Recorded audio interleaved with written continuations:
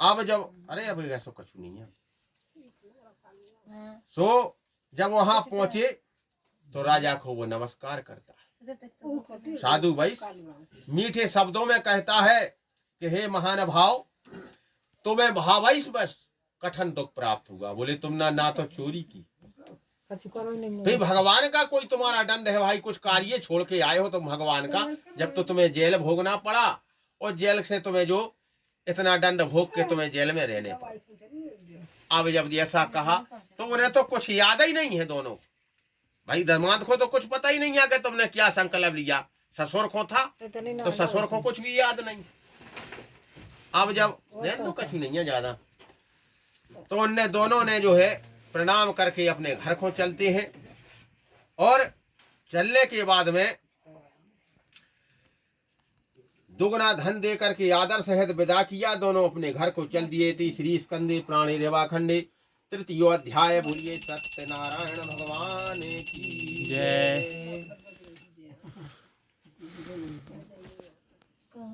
तो सूत जी बोले चावल ले लो। सूत जी बोले कि मंगलाचार करके यात्रा प्रारंभ की और अपने नगर को चला। आगे दे देना। थोड़ी दूर निकलने के बाद में और दंडी भेषधारी सत्यनारायण भगवान ने उनसे पूछा कि हे साधु, तेरी नाव में क्या है। अब देखो भगवान विष्णु भगवान एक बूढ़ा ब्राह्मण बन के पहुंच गए। कैसे कि भाई इतना दंड लेकर के आए हैं, भाई इतनी जेल भोग के आए और धन में लगाओ दोगुनो।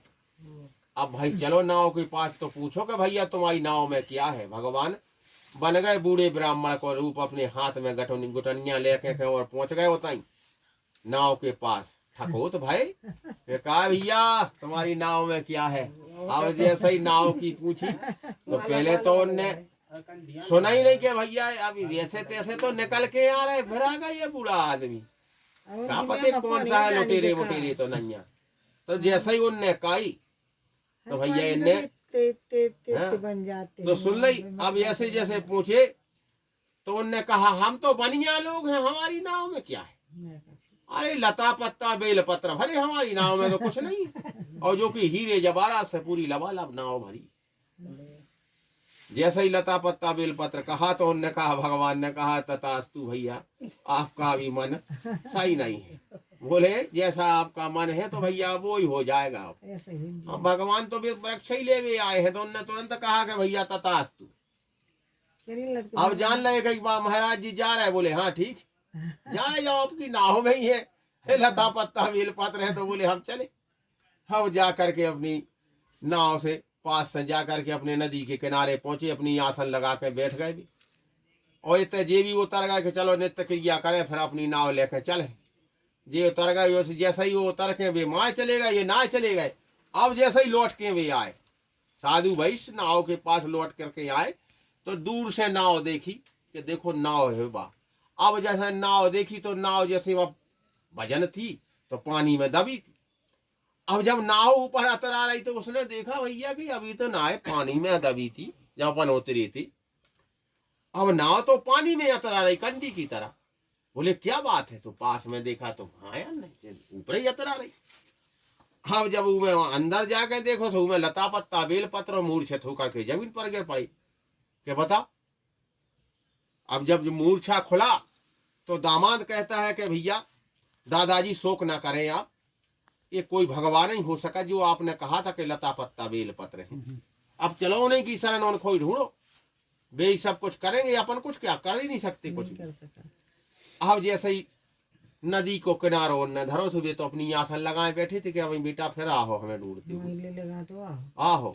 अब तुमने झूठ जरूर बोल दी, मनो ढूंढते हुए तो हमारे लगाया हो। अब वे होते पहुंचे सो तो दूर ऐसे गिर पड़े पाँव पे के भगवान हमसे भूल हो गई, हम नहीं जानते कि आप भगवान हो। तुरंत जो पहुंचे प्रणाम किया और प्रणाम करके जो है दामाद जी जैसे प्रणाम करके वहां पहुंच करके दंडी स्वामी की श्राप थी। अब श्राप की जो है दामाद ने जो इन वचनों को साधु वैश्य बाणिक पुत्रों से पास पहुंच करके अत्यंत भक्ति भाव से नमस्कार करके बोले कि भगवान आपकी माया से जब ब्रह्मा आदि देवता मोए हुए, अरे आपको नहीं जान सकते, मैं तो एक मूर्ख हूं, मैं नहीं जानता था कि आप भगवान हैं। हमने सोचा का पते जैसे तैसे तो जेल से निकल के आए, अब हो सका कोई कोई लुटेरा न हुए, तो हमने नहीं बताई भैया। आप तो प्रभु हमारी कृपा करो, जैसे ही हमारी नाव में धन था प्रभु वैसा कर दो, बड़ा प्रार्थना करते पोड़ों पे गिरे। तो भगवान तो तनक में प्रसन्न हो जात भक्त से। तो उनने जो है भक्ति भाव वचन सुन करके भगवान प्रसन्न हो गए और उनकी इच्छा अनुसार वर दे करके और अंतर ध्यान हो गए। उन्होंने नाव पर आकर के देखा कि नाव धन से परिपूर्ण है। फिर भगवान सत्यनारायण का पूजन किया, साथियों सहित अपने नगर को चला। और जब अपने नगर के निकट पहुंचा तब अपने दूत को घर भेजा, अपने दूत को पहुंचा को जाओ अपनी पत्नी से कह करके आओ कि भैया ससुर दामाद नाव सहित धन सहित जल अपने नदी के तट पर आ गए। अब जैसे ही उनका दूत घर पहुंचो तो वहां देखा कि सत्यनारायण भगवान की तैयारी हो रही होते कथा घर पे। अब जब जे पहुंचे तो वहां कथा की तैयारी हो रही थी, बड़ा प्रसन्न हो गई दोनों माँ बेटी कि देखो आज हमने सत्यनारायण भगवान का कार्य शुरू किया और यहाँ ससुर दामाद का दोनों का पता लग गया। अब जब वहां पहुंचे तो दोनों बेटी से माता कहती है कह बेटी अब तुम भगवान सत्यनारायण का व्रत करो, बोले हम अपने पति के दर्शनों को जा रहे। अब जैसे देखो जब भी आ गए हैं अपना कार्य तो पूरा करके जाओ, वो छोड़ के नहीं जाओ चाहिए। जब तुम्हें खबर मिल गई तो भैया अपना जैसे कार्य में बैठी तो पूरा तो कर लो। तो उनने भगवान कथा भगवान सत्यनारायण की कथा तो छोड़ दी, वो बेटी से कह दी कि तुम अपनी कथा करियो और कथा करके तुम नदी पर आ जाइयो अपने पति के दर्शनों को, और हम अपने पति के दर्शनों को जा रहे। जैसे ही होते वे पहुंचे तो इनने तो जाकर के अपनी माता में अपने पिता की जो पत्नी जो पहुंची तो अपने पति के दर्शन किए। और जब वहां पे बेटी की कथा हो गई और कथा होने के बाद में जब वे उते पहुंची तो वहां देखा भगवान तो रुष्ट हो गए कि भगवान का प्रसाद इतने दिन से भोग रहे हो, वही प्रसाद तुमने छोड़ के और अपने पति के दर्शनों को चल रहे। अब जब जैसे ही नदी पे पहुंची तो वहां उनके जैसी जैसी ये आगे बढ़ी जैसी जैसी नाव पानी में चली गई, नाव सहित धन सहित दामान सहित सब डूब गई। हाँ जब उतने पहुंची तो कुछ नहीं मिला तो ये घबरा गई दोनों।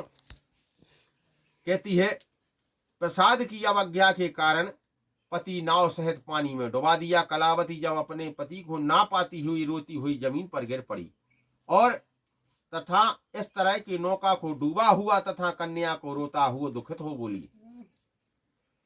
कि हे प्रभु मुझसे या मेरे परिवार से जो भूल हो गई है उसे प्रभु क्षमा करो। तो जब क्षमा कहने की भगवान कहते हैं तो कहते हैं कि जिया बेन दे है और नदी बेन बारी और ऐसा ही नाथ पुरुष बेन नारी। तो कहते हैं कि जैसे लोटा और डोर का जोड़ा होता है ऐसा पति पत्नी का भी जोड़ा होता है। नदी है, नदी में पानी नहीं को नदी क्या काम की। अब जब पति है और पत्नी नहीं है तो जोड़ा एक भगवान ने बनाया है, उसका जोड़ा डूब गया तो उसने अपनी पत्नी ने जब उसके पति की वहां खड़ाऊ रखी थी तो उसने तुरंत उस खड़ाऊ को पहनी और नदी में सती होने को तैयार हो गई। अब जब जो वहां सती होने को तैयार हुई तो भगवान की आकाशवाणी होती है कि हे साधु वैश्य, अरे तू भूला कहाँ है, तेरी कन्या मेरे प्रसाद को त्याग कर आई है, इसलिए उसका पति अदृश्य हुआ। ये घर जाकर के वो प्रसाद खा करके आएगी तो इसे पति अवश्य मिलेगा, इसमें कोई संदेह नहीं।